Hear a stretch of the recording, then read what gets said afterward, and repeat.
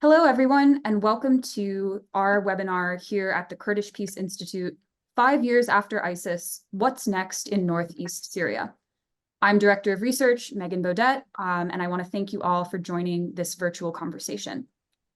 So in March 2019, as we know, the Syrian Democratic Forces and the US-led global coalition to defeat Daesh captured the last territory from ISIS in Baghouz, marking the territorial defeat of the caliphate.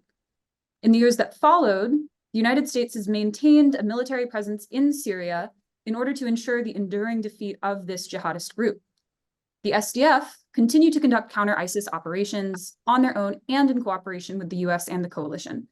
They keep over 10,000 captured ISIS fighters in custody and manage the Al-Hol camp, currently housing over 40,000 people, including women affiliated with ISIS and the children of ISIS fighters. But regional politics and military dynamics in the region have changed the game since 2019. The war against ISIS is not the only conflict dynamic in northern Syria anymore. Other challenges have made this fight more complicated and have put other security priorities on the table for Washington, for the SDF, for many other actors. So these 5 years after the end of the caliphate at Baghouz, Turkey, Iran, the Syrian government, and other actors have been advancing their own strategies in the region to the detriment of security and stability in Syria and beyond. The SDF are a non-state actor and the autonomous administration as well, but they're facing problems that many states find difficult to solve. They not only maintain responsibility for these ISIS prisoners and conduct operations against remaining ISIS cells, but they're also contending with serious threats from Damascus, Iran, and of course, most seriously from Turkey. All the while, they're trying to keep alive a new political system as an imperfect, but real and promising alternative to fundamentalist groups like ISIS and to the Assad regime's rule. The territorial defeat of the ISIS caliphate was seen as an opportunity to develop this system, address its deficiencies, and move forward towards both governance and institution building internally and efforts to solve the Syrian conflict externally. Unfortunately, these security threats from other actors that preceded the defeat, that followed the defeat, have made the security issues once again take precedence over these internal changes, threatening that alternative at a time when its development and progress was necessary. So just last week, I was actually in Northeast Syria, and I saw and heard a lot of information about promising steps forward.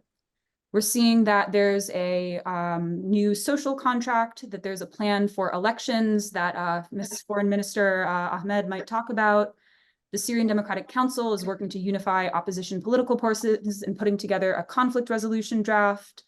And of course, North and East Syria's political military leaders continue to support a peaceful solution to the regional Kurdish question, including the internal Kurdish issue in Turkey. Now, meanwhile, back here in Washington, where I'm sitting right now, unfortunately, we've seen Syria fall off the agenda.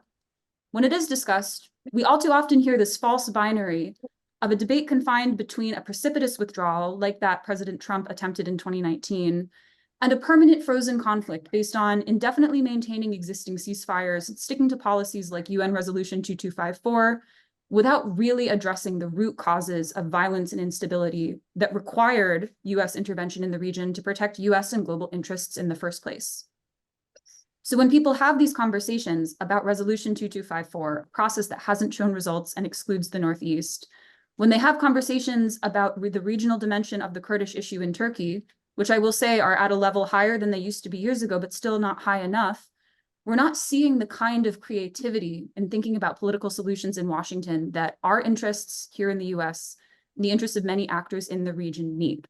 We saw last year, for example, that ceasefire in Turkey in the context of the Turkish-Kurdish conflict, reportedly encouraged by the US with the help of the SDF, was never built into any kind of political process. We're seeing stagnation on the Constitutional Committee to solve Syria's conflict.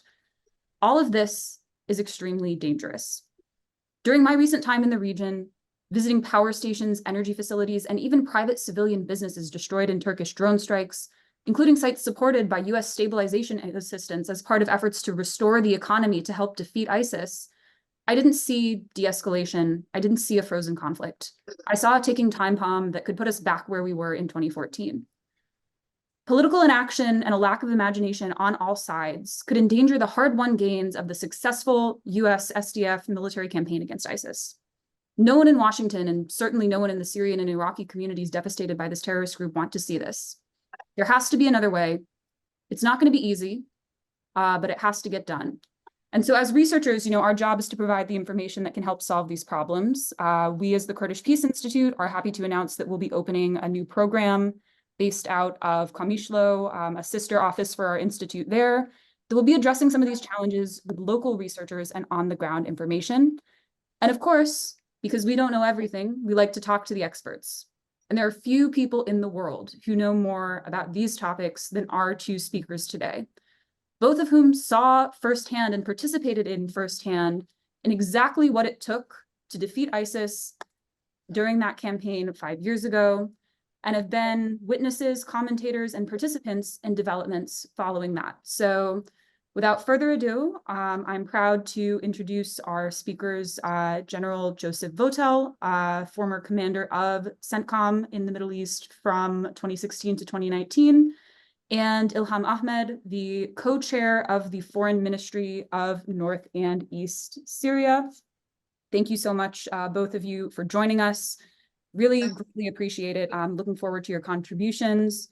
So General Votel, I'd like to go to you to start, because you were there, you know this better than anyone. What made the US-led counter-ISIS campaign in Northeast Syria an initial military success? And now, as we're sitting and talking 5 years later, what's the US role in and understanding of this critical region? Thanks, Megan, and thank you for the invitation to be here today. I'm glad to be back with KPI, and let me just pass along my congratulations to you on the progress you're making in this new office in Kamishlo. That's great, and more importantly, let me thank you and KPI for keeping a laser focus on this critical issue here. I think for our own security, certainly for the security of the people, and of course, I'm very glad to be on here with the minister this afternoon as well. So thank you. So there are a variety of factors that I think made this campaign a success.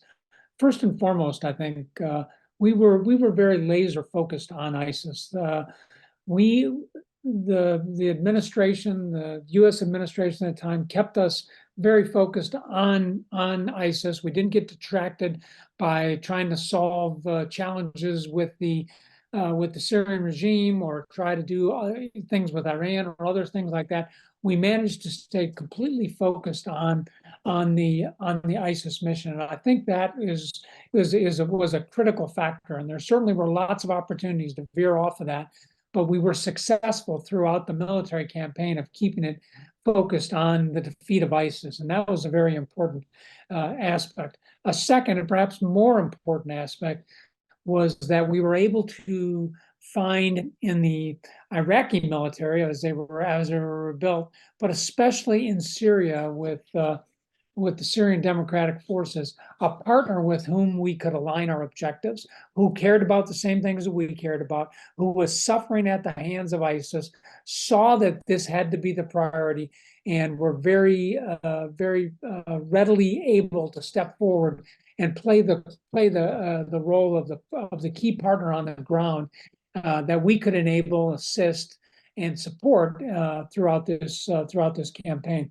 Of course, the SDF, one of the characteristics of it was that it was extraordinarily well led, starting with General Mazloum all the way down through most of the commanders and leaders that we met throughout this. They were well experienced, they were mature, they were very competent, and they were very confident. Not only in themselves, but in their forces. And so leadership played a big role in this as well.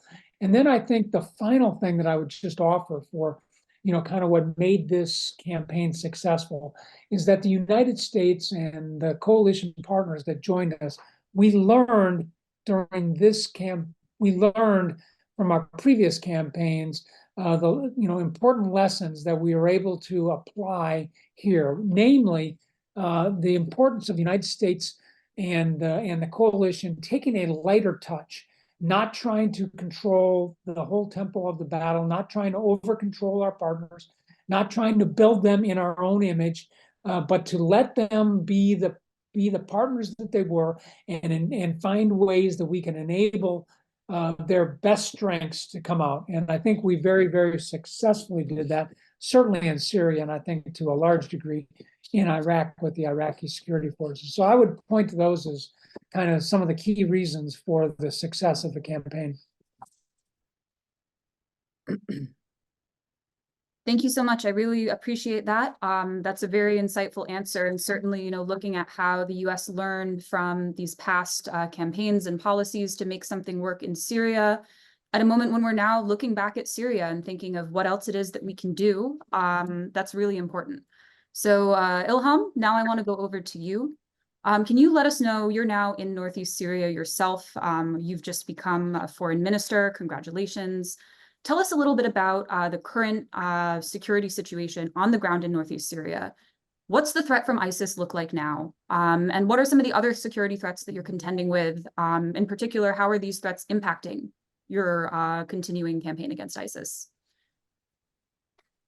سيدي إلهام، تهانينا في البداية على اختيارك وزيرة خارجية شمال وشرق سوريا. أود أن أطرح عليك سؤال بخصوص الوضع الأمني في شمال وشرق سوريا. ما خطر داعش وما المخاطر الأخرى التي تواجه المنطقة، وكيف تقيمين التعاون بين شمال وشرق سوريا والولايات المتحدة والتحالف الدولي؟ از پاست کم جبو نشتیا و آمده کرنا به انتخاباتی يعني درباري شراكتك وحيابنا بهذه الكواليسيون والولايات المتحدة الأمريكية رتشيبو أم بخو قافك بر جرين دبينن بمجاري يعني لبرامبر هذا كتيروريست بر تندرو وخطرية كبر مظن لسر قليل جهاني تباهي دلا أواكرن لبرامبر به شراكتك وصا بر جرين استراتيجيك لبيشكت انجامن قالك جرين بداس خصتن إيرو روج يعني أف هريما كول بدري أف شراكت لبيشكت يا أف شراكت بالذات روبروي أستانجيانا روبروي خطريانا روبروي هناك آليين إيكود خازن في شراكتها بداوي ببه وهرمي جشتي أو لهي وبيت خير نوبة خطرية كي روشك وصلت درباست به. Thank you very much for organizing this webinar. The partnership with the U.S. and the global coalition has been an important step to face such a brutal terrorist organization such as ISIS, which poses a threat not only to our region but to the entire world. The partnership between north and east of Syria and the U.S. and the global coalition has been key to defeat ISIS and terrorism and has yielded important results. And today there are other actors in the region which aim to sabotage and threaten sabotage the relationship and this successful partnership, and also threaten the security of our region. يعني تجربة كانوا لهرمي در كات أورتين هذا كالسر عردي واقعي خدي خبرات خدي تجربة هيا بشراكتك خط دستك كي جهازين كواليسيوني بهالدورة شركة دجوار لتجيطاع شكرن وفدكاري وقالك شهيدين إيش خلقي هرمي تشيبون تجربة كانوا هم جبو أمريكا هم جبو هذا قصد أكل سر عرضي هي تجربة كانوا سركفتي لإيرو دولة تركيا بإيريشين خو لسر هرمي هم بنصازية هرمي دخا هدف خدا هم جي بدرونين خو هر روج أفشر وانينكو لتجي داعش بهذه كواليسيون رب أمريكا را شاركرنا حطنا هجد ناب الشركي دانا وان شروانان و هزا دخی هدف خدا و تک تک هر روجه خبر شهادت وان چیر به اونا کسین بخبرتن کسین بتجربه کسین کو بصاله بهزك كلاكو هزك والوسيون نفط تنسيق كخطرة لديجي داعش الشركرن إيرو تركي باند كهدف أخوة وداعش وهناك هزن جروبين جريداي رجيم جروبين جريداي هزن هرمي ولاطن هرمي أوناجي عليكي دندا قصدت كهدف أخوة. There has been a new experience on the ground, of course, through the partnership, the strong partnership with the global coalition and the fight that we have launched and done together. We have made the ultimate sacrifice in order to liberate our region. It's been a new experience for us and also for the Americans and the global coalition, and it has been successful. But unfortunately, the Turkish state, through its ongoing attacks, which target the infrastructure and kills our fighters, the same fighters who coordinate with the global coalition and who fought against ISIS, Turkey is targeting and killing them. Those fighters who gained experience from the fight against ISIS and who coordinated with the global coalition in the fight against ISIS, unfortunately, they have been targeted almost on a daily basis by the Turkish drone strikes. So the threat to this region comes from ISIS and other groups related to the Syrian regime and other neighboring countries which target SDF members as well. يعني هبونا حبسين كوهين مقاتلين داعش تدا تنجرتن وقامبين مالبتين داعشيات تدا تنجرتن وتقينين يانجي أم بيجن بويرك هذه داويل موسكو يتشيبو داعش كرتبو سرقوا أفيان نشانة يكو داعش هين بخطائي هيا وبيوستي بفي شركته براستي هيا كو بردوان ببه خورتر ببه شونك وزعيف ببه وك اشتا بان دولتين كنت كن هدف خدا دوسك وزعيف ببه بيوستي هيا كو أف شركته هم خورتر ببه أم وصل بينه. The threat that comes from ISIS is visible, is seen in the detainees, ISIS detainees, which are in the prisons of Nes and also the families in the camps. What happened in Moscow, the attack which was claimed by ISIS, shows that ISIS is still there and that this partnership between the SDF and the global coalition is very important and it needs to be to become stronger and to continue. Thank you. That's very insightful commentary. And in terms of continuing, you know, we've now heard a little bit about the security situation today, the situation of these successful military campaigns in the past, but we need to be looking at the future. And so, General Votel, I want to go back to you. You said that the focus during the fight against ISIS was laser focus on the ISIS issue itself, and that at the time, as you said, was very successful. But now in these past 5 years, since that very successful military campaign, there's been little movement in Washington on a broader political strategy towards Syria since the territorial defeat of ISIS. So how has this impacted de-ISIS issues, this sort of lack of, I guess, political insight to go along with that campaign? And in your view, why has there been relatively little political movement on moving some of these issues forward? Yeah, thanks. I think that's a really good and important question for us to to consider. And you gave a big part of the answer in some of your opening comments there.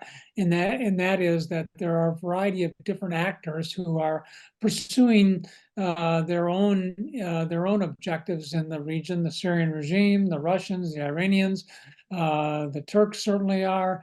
And so the biggest reason why I think we have not necessarily seen a more robust political effort to address what was identified in the UN resolution 2254 of political settlement here is that there has been no unified approach to this. There was an attempt to do this with through the UN back in while the campaign was underway. These were largely unsuccessful. Then we got into a variety of different protocols that included different partners or different countries in this that were playing different roles. The United States, through our special envoy and some others we've had, has tried to broach that, and it's been largely unsuccessful. And I think the primary reason is we've been unable to lasso or harness the international stakeholders here and try to get them to move forward in a more unified way, and that's eluded to us, and I think it continues to elude us today. The impact that has had, I think, on the Defeat ISIS campaign is that it has kept it really focused on just tactical operational aspects of our relationship. So that is our continued assistance with the 800 or so U.S. troops that we have on the ground and in the Eastern security sector there that are working with the Syrian Democratic Forces and continuing to help them keep focus on this. It's kept. The biggest impact is it's kept the focus at the tactical operational level and not really brought anything up to address the more significant efforts. Like, for example, how do we address the disposition of the 10,000 detainees? How do we address the disposition of the 47,000 displaced family members at Al-Hol and other locations? So with our focus at a relatively low level, we've been, and lack of a unified international approach to this, we've been unable to elevate any of those important stepping stone issues to a level that's allowed us to actually have something to build on. If we could solve the detainee problem, if we could solve the family problem, that might give us a platform upon which we can begin to address bigger things from the international side. I applaud the efforts that the minister and others have undertaken here to try to sow in a level of stability into this with elections and other things, the conflict resolution mechanisms. These are very, very important aspects of this. And unfortunately, what is missing is an international effort that is designed to wrap around that and create a platform upon which we can have serious discussions about that. But it's kept the Defeat ISIS campaign largely at the tactical operational level. Very insightful. And I think that, what's always been striking to me is hearing this same problem discussed in Washington and in Qamishli and Hasaka, where the focus on the day-to-day of these very serious security threats means that longer-term strategic thinking about politics and the deeper issues that create these security problems hasn't always been possible. So Foreign Minister Ahmed, as leaders in your region have told me, you've had to put, since 2014, all of your efforts into repelling first the existential threat of ISIS, then these two Turkish military incursions into Afrin and Ras Al Ain, at the expense of greater focus on politics and governance. While a lot has been done there have been weaknesses, and as people have told me, that they've not been able to work on this as much as you might have liked to. But we are seeing signs that this is changing. So as we talked about, I was really excited to hear in the region that a new social contract has been approved, that the SDC is becoming more active, trying to reach out to the Syrian opposition, and that there are these planned elections in accordance with the social contract and as outlined in some of the more exciting new provisions in that document. So it's clear that you guys are taking steps, and I'd be interested to hear you talk about what is Northeast Syria's strategy for the future of the Northeast internally in terms of political developments and for getting to a solution for all of Syria. What steps are you taking now, and what kind of steps do you want to take in the future to really consolidate governance, improve your system, and try to coordinate to get these political issues resolved at the national and regional level. سؤال: ما هي الاستراتيجية السياسية للإدارة الذاتية لمستقبل شمال وشرق سوريا ولمستقبل سوريا بشكل عام؟ ما هي الخطوات التي قمتم بها والخطوات التي ستقومون بها مستقبلا، مثلا الانتخابات، العقد الاجتماعي إلى آخره؟ نها يعني چارەسەریە پرسکریکە سووری خۆیە وێ دەمدرێژ بێن، يعني راح تكون طويلة الأمد. لهن يعني ما في بوادر نينا كو وي برسكريكو سوري چارەسەر بجبو يجي دباكور وجلاتي سوري ده آفاكرنا سيستما ريفبريا خسر بمجالس محلي را وهروها يعني هولدانا تأمين كرن هيدا كرنا هم استقرار وهم جي بيدفين جياني احتياجات روجانا يجباكي مجالكي بر جرين بو وريبابريا خسر اف مسؤوليات قرطة سر ملي خوا واف نزي 11 سالا بيتا كشيني بريفات بي مسؤوليات قرطية سر ملي خوا يعني مجاري كوريبابريا خسر يعني وقت استراتيجيك يعني امبيجن غافن جرين دانا بيشيا خوا بيمانك جباكي نيفسانت او بيمان جواكي دي إطاري ريخستين كرنا جيانا سياسي شاندي ثقافي اقتصادي حتى أمني يعني دناغ توازنه كده هرم جبوك وكاربه جيانا خو ريخستن بكا خبب خارزة بيوستي بعقده كي وصاحبه وهات أريكرن وإيدي لبور وي جيان إيواري ريخستن كرن. We know that the solution for the Syrian crisis will take time, will take a long time, and there is no, signs that the Syrian crisis will be solved soon. The autonomous administration has organized itself through local councils that provides for the population and satisfy the daily needs of the people of the population. It's been 11 years since the autonomous administration has taken the responsibility of providing for the people in this region. So because the solution of the Syrian crisis will take a long time, this is why the autonomous administration organized itself through local councils to provide for the population. Another step taken by the autonomous administration is approving and ratifying the social contract, which organizes the political, cultural, economic, and even security sides of the autonomous administration. This has also recently been approved.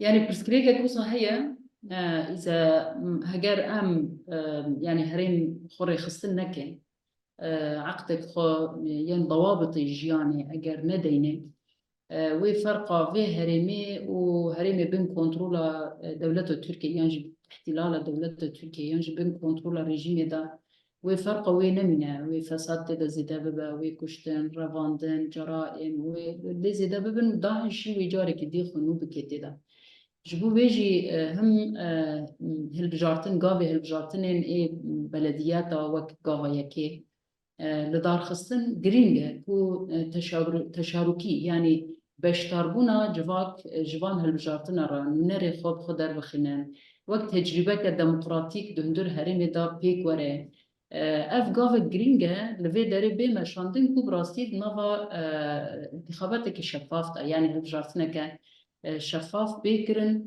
ودعم مهيفي كن دعم فيها بي يعني دستكا ناف دولتي جوا قاوين ديمقراطيكي كل هرم البيش تكفن با جير هبن كو امكاربن داعش جيش كو كيداج آلية فكري داج هولي راكن يجي امكاربن لفي داري وك تجربة كو سوري جشتي جي باندور بك وبر بچارة سرية كي جشتي با ببه لفي داري بيش بكبه. It's important that we run the region and organize the region in an effective way, so that our region cannot become like the regions controlled by Turkey or the Syrian regime, where you could see corruption, murder, and other crimes, and also building, the governance structure in this region will prevent ISIS from re-emerging again. So we decided to hold local elections at the level of municipalities as a first step, and we invited all people to participate in this election to become the first democratic step, which we are going to do our best to make it transparent and fair for all the people and communities in this region.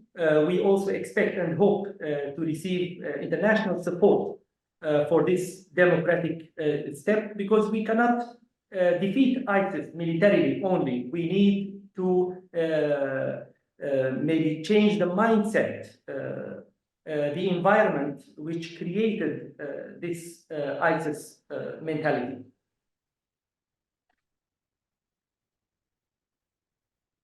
Very, very important. And I think that, especially that call for international support, whether that's observers, whether that's people writing about it, I certainly hope I can be in the region. And I hope that, anyone with election observing experience, anyone who covers these things will be interested in following that process. So getting to my final question for our distinguished panelists, and then we'll open up the Q&A after that. Just a note for all of our participants, there is a Q&A feature.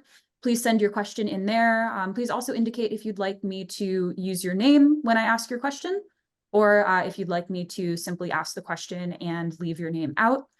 But for our final question, and this will go to both panelists, in keeping with the order of our panel, General Votel, you can answer first, and then Foreign Minister Ahmed, you can answer next.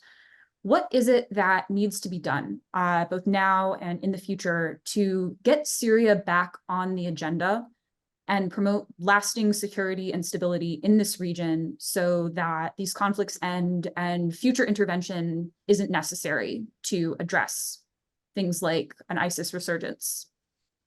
Yeah, well, thank you. And that is the real operative question here, isn't it? I think if there's a lesson we should be learning from the current situation in the Middle East, the Gaza conflict, it is that problems deferred are not problems solved, and that we actually have to work as interested nations that have a stake in what happens here, that have interests in this particular region, to begin to address these deep underlying issues that are going to continue to result in conflict and turmoil and instability, not just for our countries, but certainly for the people of the region. So I guess my answer to your question, Megan, would be this: is from a U.S. standpoint, I think it's absolutely critical to ensure that we do no further backsliding on this. We've already taken a significant step back from this after the campaign. We've been successful in maintaining our presence on the ground in both Syria and Iraq. I think that's important. Obviously, we're in discussions with the Iraqi government right now about the future of that, but I do think the Iraqi government sees the benefit of having us there. And of course, those two forces are critically linked to each other. It's been very difficult to do, and what we want to do in Syria without our effort in Iraq, at least in my emphasis, in my view. But we've got to stop the backsliding. We've got to get behind things like the Al-Hol action plan and provide the support, the financial support, and others that happens. We've got to continue to stay focused and support the Syrian trained and equipped. We've got to continue to maintain sanctions. We've got to do the humanitarian assistance and the stability assistance support that we have done for a long time. We have to sustain that. It would be very easy for us to get distracted by something else and think that this is not in our interest when in fact it is. So I think from a U.S. standpoint, I think it's very critical that we solidify our understanding and the importance of this area by making sure we draw a line in the sand, a so-called line of sand here, and not allow any of these critical things that we're doing, that we want to do, from further being detracted from. And I think that's absolutely critical to this. And then I think we have to, however long this takes, I think we have to begin to engage the other stakeholders here, whether it's Turkey, whether it's Russia, the regime, Iran to some extent, and then this will be difficult because with at least two of those partners, we don't have normal diplomatic relations. But nonetheless, we've got to get to a place where we have a platform upon which we can actually begin to address the critical issues in the region. And of course, I think finally it's important for us to continue to underscore our longtime support for the Kurdish peoples. As an ethnic population that has been oppressed upon from a variety of different angles here, they deserve the opportunity for representation and sovereignty in the region, and we should continue to support that and keep it a major focus for us.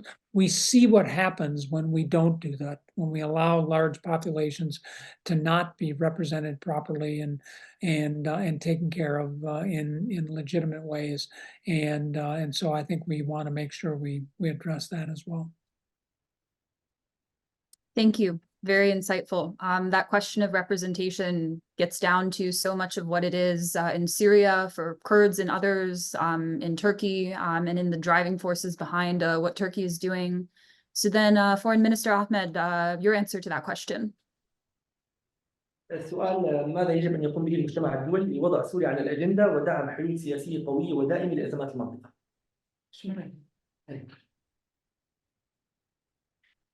يعني یک تخواستن کو دستکا هرمي عالیه دعم مشاريع الاستقرار في المنطقة جرك أفدس ببن حياة نهات ذكرن بشكل كي خجول بشكل كي غير مباشر بريكا منظماتها يعني أف دعم تداين اما يعني بلاف دبي يعني نبشكل كي منظم تيكرن و كونكريت بروجين كو براستي بقار بخلق هرمي دروشي استقرار بهلا او كي منظم جيراناك يعني خدمتك بر منظم جيراناك بشتي اللي ظان ايه دولة تركيا بقيشتي هرم دروشة قطارية دايا وزحمتين قال لك جرانتينج شاندن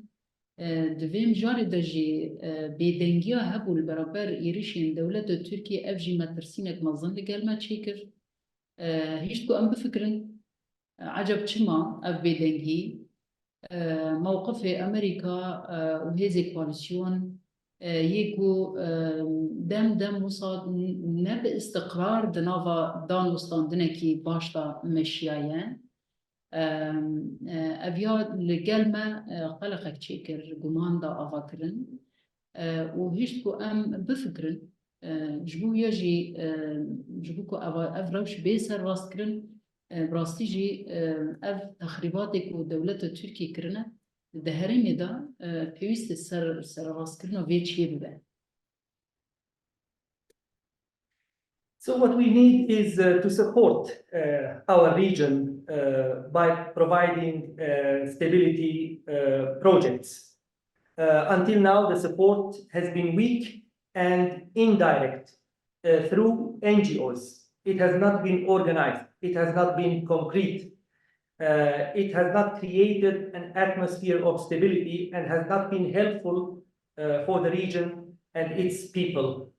After the Turkish attacks, our region has no electricity. People live in darkness in many areas. What also we found strange is the silence of the U.S. and the global coalition towards the Turkish attacks, which targeted our region. This created, doubts and fears. So now we urgently need to rebuild and maintain the destroyed infrastructure. نهاجي دولة تركيا بحثا حملك إيرشك بجاهي دكا جاري كدن بشتي هجارتنا إيدي ويتشبه بأم نظانا بشتي هجارتنا إيه دولة تركيا دفيدو جي أم يعني هفي دكن هالوسط كزلال هبن أف هالوسط زلال جي إيرشين دولة تركيا ربيجي ناقصاب بساكنة مخابن يعني دفيدو يدا أريكرنا فروتنا طيارين F-16 جي دولة تركيا رجارك دي هاتاي أبياجي شرطة ويتشنن دبن شو شرطي داد بابلا بابا ل تيزانين دولة تركيا فان سلاحة تنل سر كردا بكارتينة لباكور رجلات سوري العفرين بسريكاني غريسبي بكار آنينة لديري كي بري مهكي دمها جارك دي بكار آنين F-16 يعني دستك كوج أمريكا يدقري لدجي ما بكارتينة أبيا بشوازك بربا كريتكا جبو بيا أم دخازن تخواستن كوج تركيا رب بيجي ستاب ساكنة يعني قد خير سلاحي ناتو للسرمة وري بكار آنين ودفي چرچوه دا أمجي حزدكن وهيفية ماجي هنن وأم كاربن في شراكات براستيد بيش بخينن أم علاقات يخون هندها باشتر بكن يعني دا چرچوه استقرار هرمي دا چرچوه بيش خستنا چار سريه دا چرچوه بيش روج برجواندين هف باشتا أم كاربن هنك تيكيلا بيش بخينن دفيا دا أوا ما هيا إرادة ما هيا بريارة ما هيا ام دکارنجی دوی آلیه دا هیلی سیاسی دا کو هین daha baştır ام وان دانستاندنا پیش بخینن باور دکن و راست yani.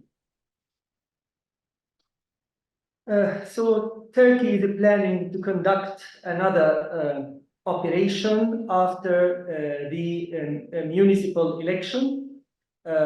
We need a clear position from our partners to stop the Turkish attacks. Unfortunately, the U.S. has agreed to sell F-16 warplanes. Regardless to the conditions of this deal, Turkey will target only the Kurds in north and east of Syria, in Afrin, in Serikani, in Girespi, in Derik, in other areas as well. So we hope that the support given by the U.S. to Turkey is not used against us. We also hope that the coalition prevents Turkey from pursuing its attacks and using NATO weapons against us. We will do our best to develop the partnership in order to achieve stability in our region and in order to achieve our mutual interests with the United States and the global coalition, and the political dimension should also be supported in order to make our partnership holistic and complete. All very important. Thank you. And so now as we get into audience questions, I see that our audience has been listening because these are all very relevant to the topics that both of you have addressed. So our first question is from Vladimir Van Wogenberg, who asks to General Votel, do you think that the U.S. could continue their operations in northeast Syria, perhaps from Jordan or other countries, in the event that the U.S. would leave Iraq, since Baghdad is pushing for that? Yeah, thanks. I think it's a good question, and I alluded to it just a few moments ago when I responded. I think it would be. I think while it might be possible, I think it would be extraordinarily difficult for us to support from Jordan or another location into northeast Syria. The supply lines, the dependency on basing in Iraq has been very important to our presence in Syria almost from the beginning of the campaign. In fact, that is the way that we actually came into Syria. We came in through northern Iraq into northern Syria and largely used those lines of communication as the primary way to bring supplies, bring people, medevac, bring capabilities forward. So I think it would be very, very difficult for us to do that. The locations that we do have in Jordan are good, but they are limited in terms of what they're doing. The Tower 22 that you've read about over the last couple of weeks is really designed to support our garrison at Atamf. And it is very limited in its scope, and it is a long way back to any other bases that would be able to provide similar support to what we get out of Iraq at this particular point, and I think it would increase the overall risk to the mission. So I don't think it's very likely. Thank you for that very detailed understanding of those dynamics there.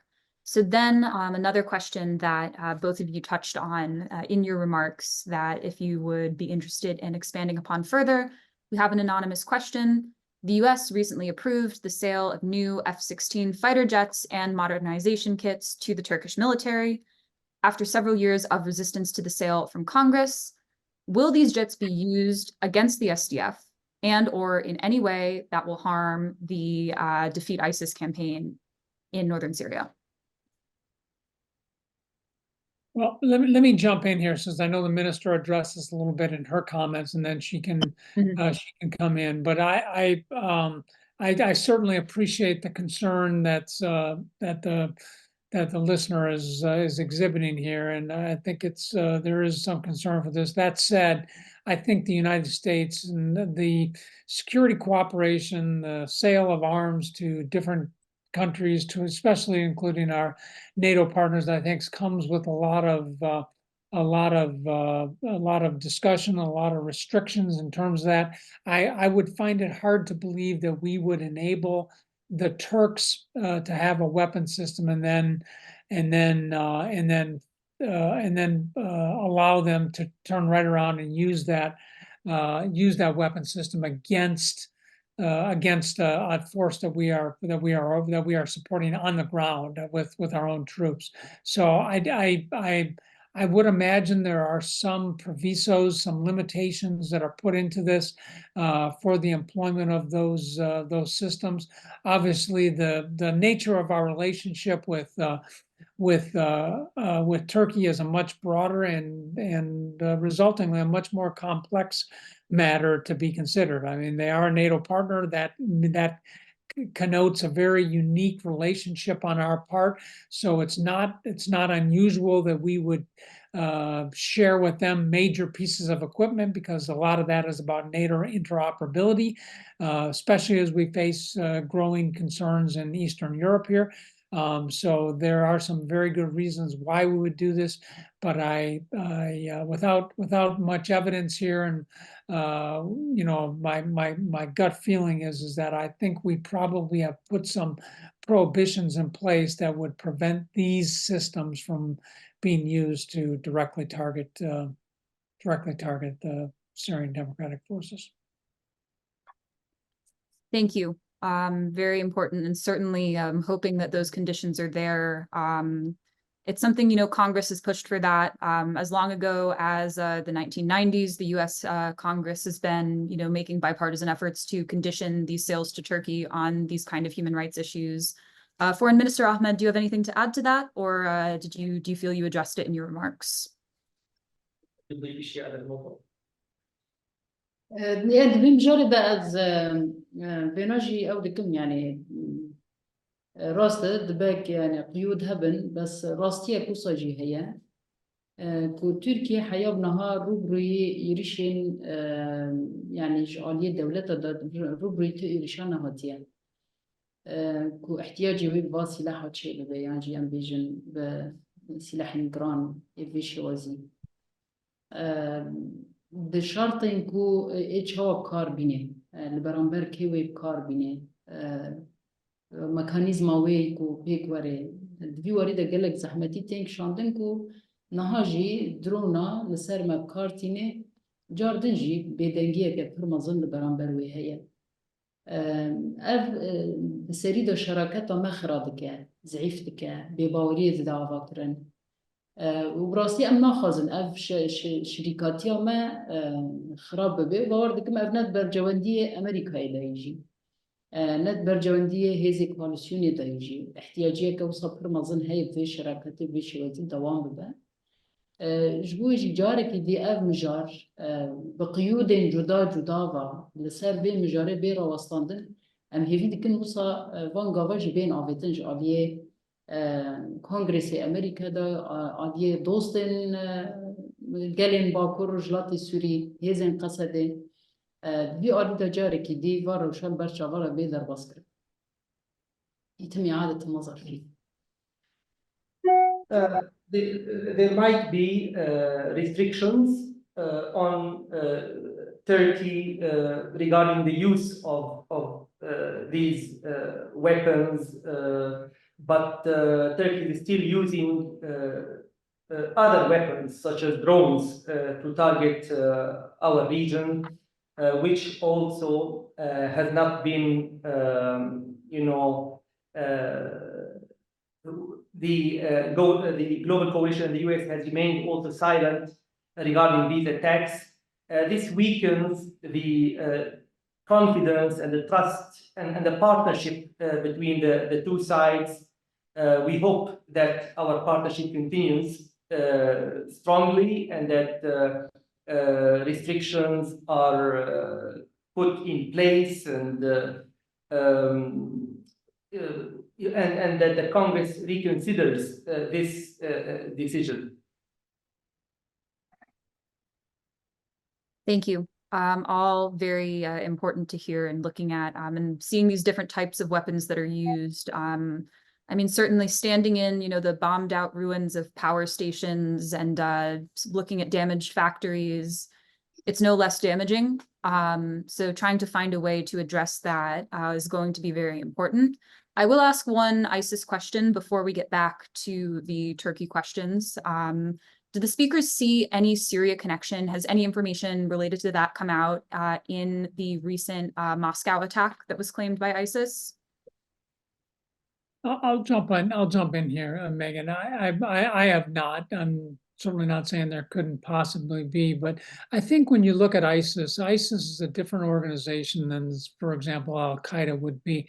It is much more dispersed. When you look and study ISIS Khorasan, that version of it in Central Asia, Afghanistan, and Pakistan region there, it is much different, I think, than the ISIS that we saw in Iraq and Syria. And while they may share some aspects of the same ideology and some of the same beliefs here, they really are fundamentally different organizations. And we have long, I think, regarded ISIS Khorasan as being a group that has been on the upswing. That is, in terms of increasing its capability, its reach, its methodologies for how to perpetrate an attack. So I have not seen anything definitive that would indicate that anything was coming back to Syria with respect to ISIS.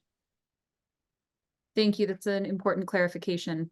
And then to move on to what's become the issue of our hour and a half here, I'd like to combine the next part of that anonymous question with a question from another anonymous attendee, and a question that really, I've spent these past several years of my career trying to figure out as a researcher, and that both of you speaking here today have spent a great deal of time thinking and talking about, in your capacities as decision makers. So are there any prospects of a thaw or reconciliation in relations between Turkey and the SDF?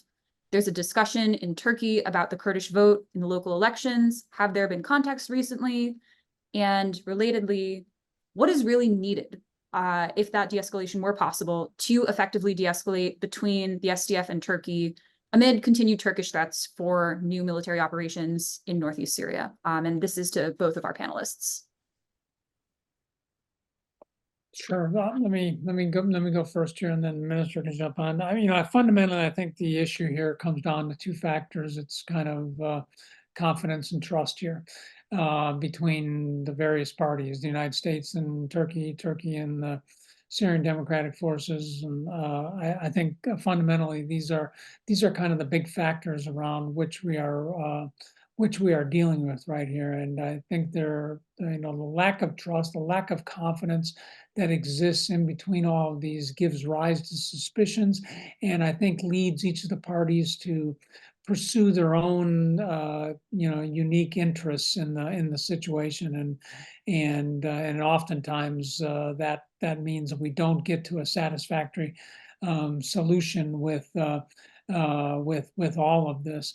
I think the elections, I'm not as close to the situation as I once was, but as somebody who understands the region a little bit and has some experience in there, it would seem to me that the elections would offer a platform or an opportunity to begin chipping away at some of the confidence and trust factors.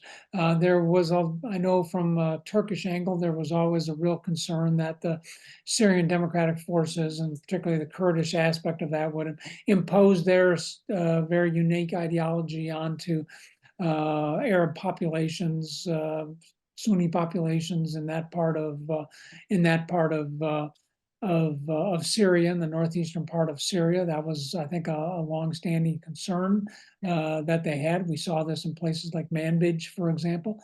And so when you have elections, and particularly if there can be election monitors in there can be some international component that can come in, even for relatively local elections like this, that can come in and judge these to be legitimate, fair, well-executed elections. These are things I think that can begin to build confidence in what is happening there, and give the Turks and others the belief that this is moving in a more stable direction than a less stable direction. And I think that's what you get out of elections like this. So I think it's important that we keep talking, that we don't break down between all the sides here. The United States plays an important role in this as an interlocutor between both of these different groups here, and it's important that we continue to embrace that and continue to find ways that we can address the confidence and the trust issues that exist. And we've been doing this for a long time, Megan.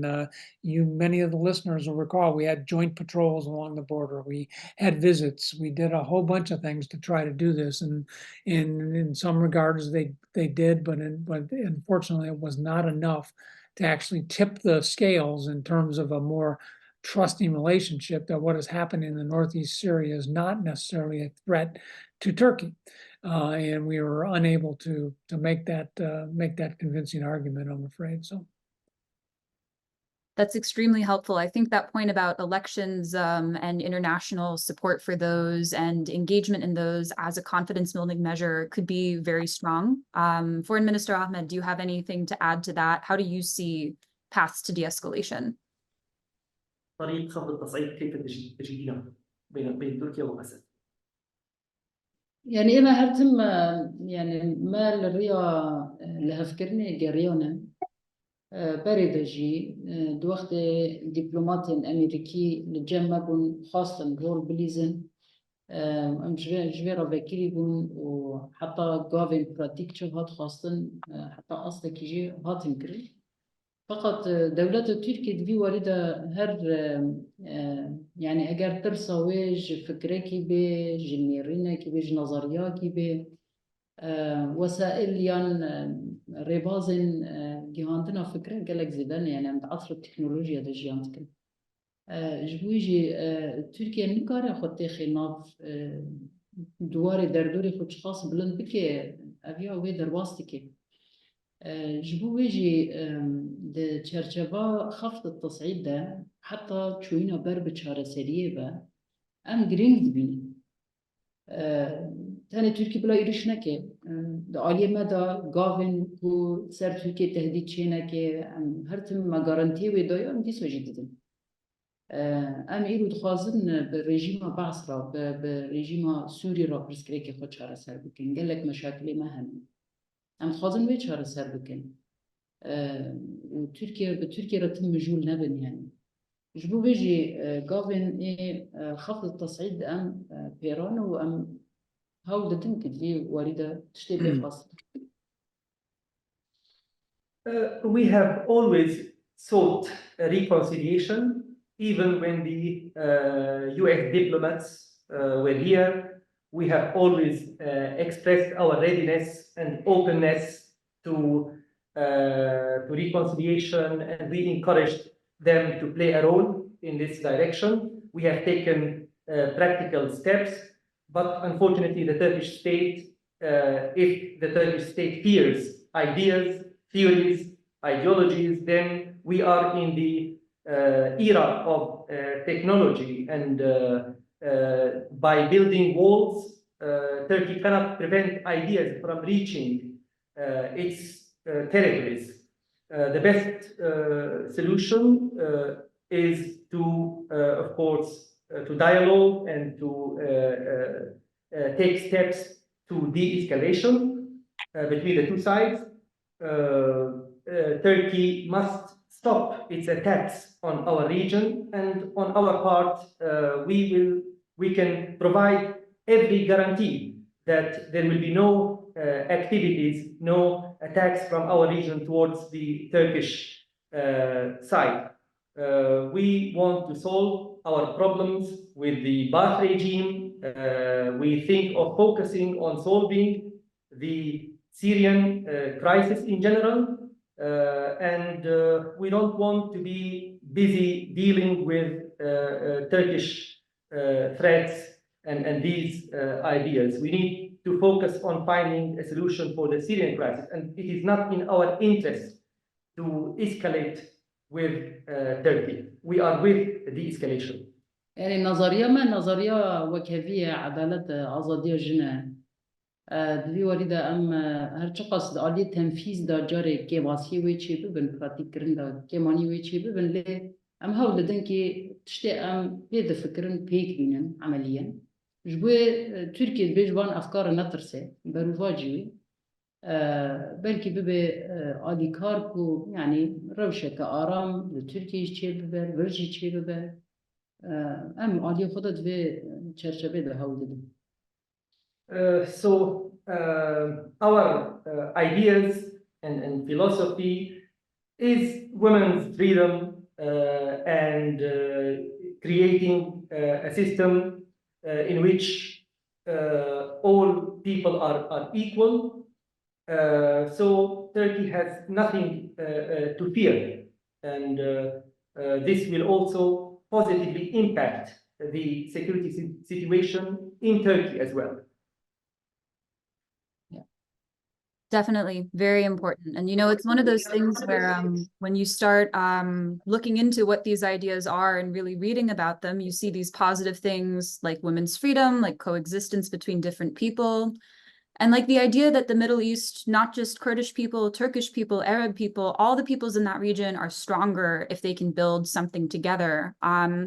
If anything, a lot of the worries that Turkey has, whether about military aggression or, you know, some aspects of governance that might be inflexible, those are actually things that, you know, if you read these books that these ideas come from, they're very much criticized in there, you know, aggression and the abuse of power by authorities. So Turkey's solutions could actually in some ways come from a better interpretation of some of those ideas, which is very ironic. But anyway, you know, going back to, you mentioned that one of the big obstacles on your side are these continuing attacks. And we have two questions on there that I, again, in the interest of time, will combine. We have about 9 minutes left, and at KPI, we'd like to end our webinars on time.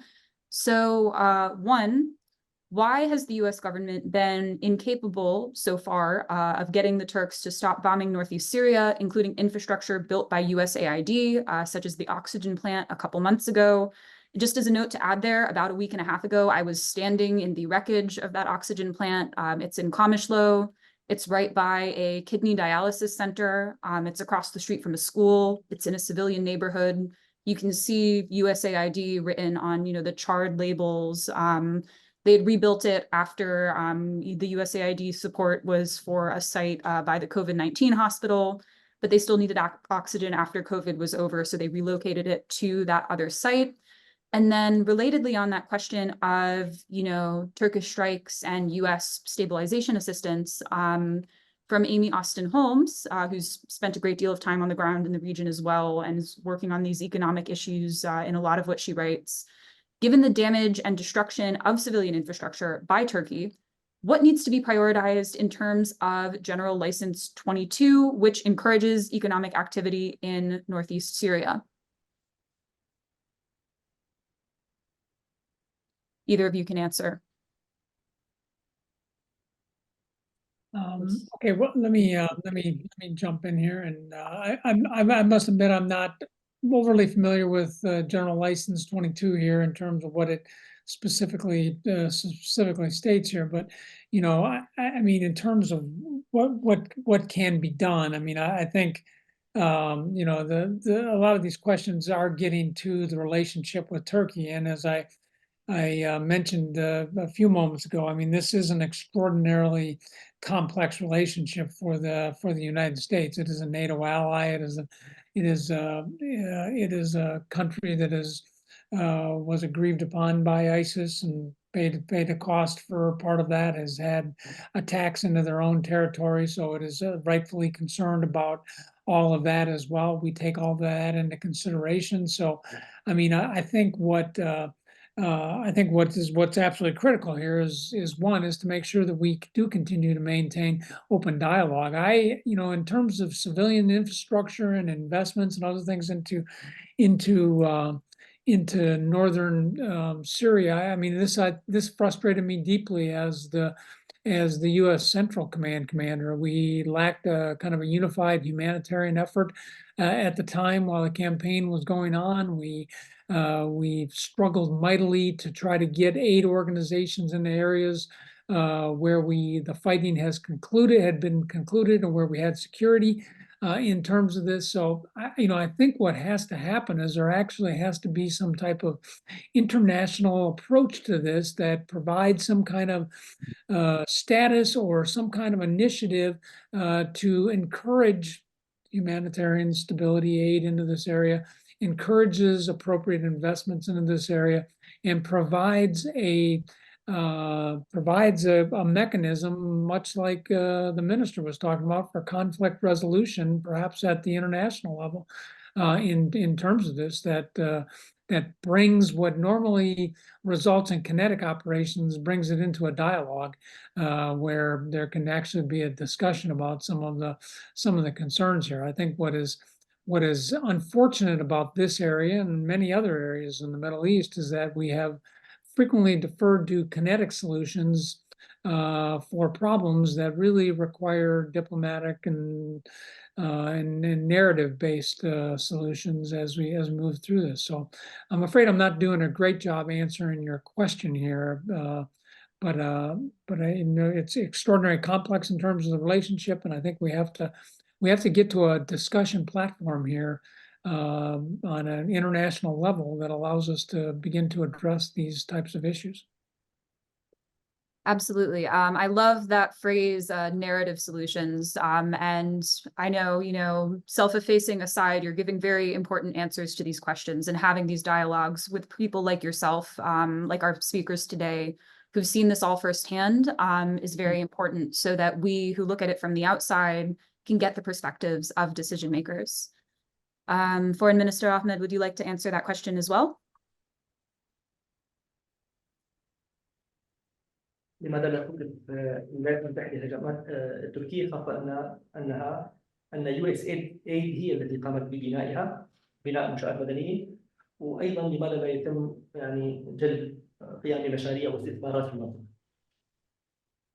الجماعة نقدر بدأ سكناندن بديتنا من أو دقارة بدأ سكناندن الولايات المتحدة الأمريكية جبركو عزمان هرمي يك روسيا كنترول دكي أو دنجي الولايات المتحدة الأمريكية كنترول دكي جبوا أو دقارة بدأ سكناندن ودولة تركيا نا أو دولة كو يعني حطاه بداوي سرير برامبر أمريكا بلند بكا ورغم كو أمريكا جيرا بيجي بسكنا أو جاري كدي بردوان بكا إيرش بكا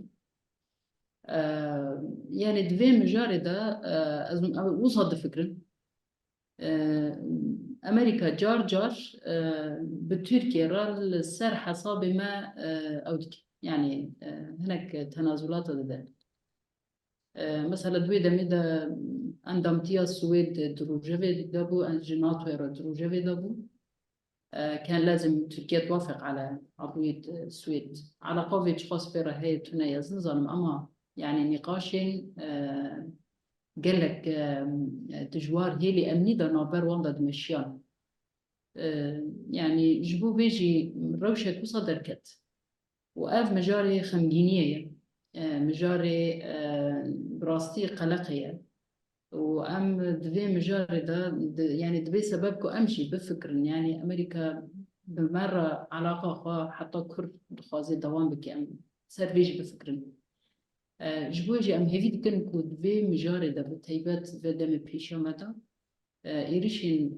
تركيا بين رواساندن يعني هالوستك بخر زلال جعالية أمريكا ده لبرامبر تهديد تركيا هبل. In my opinion, the U.S. can stop the Turkish attacks because the airspace in our region is controlled by Russia and the United States. Turkey cannot stand in front of the U.S. and defy any decision if the U.S. is firm in its stance. I think so. This is how I think. But in my opinion, the U.S. is making concessions to Turkey at our expense, especially, that the U.S.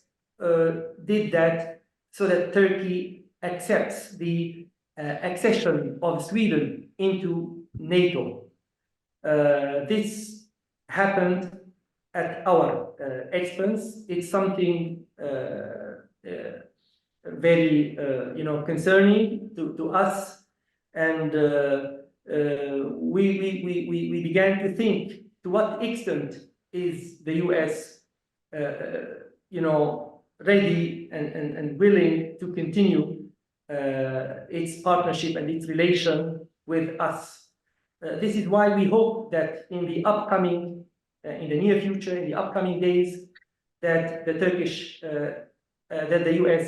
could stop the Turkish attacks and take a firm and a clear position against any threats to our region.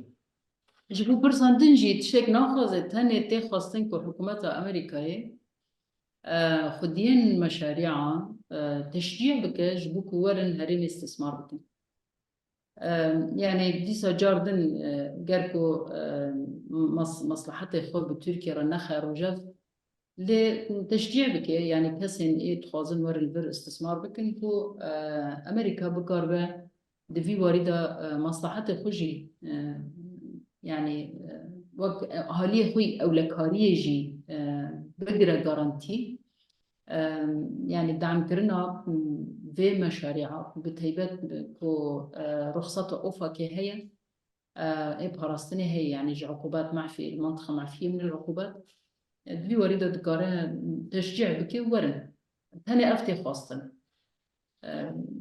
يعني أفجي بيكرن زبين وي قالك قابل نظم بيوهد.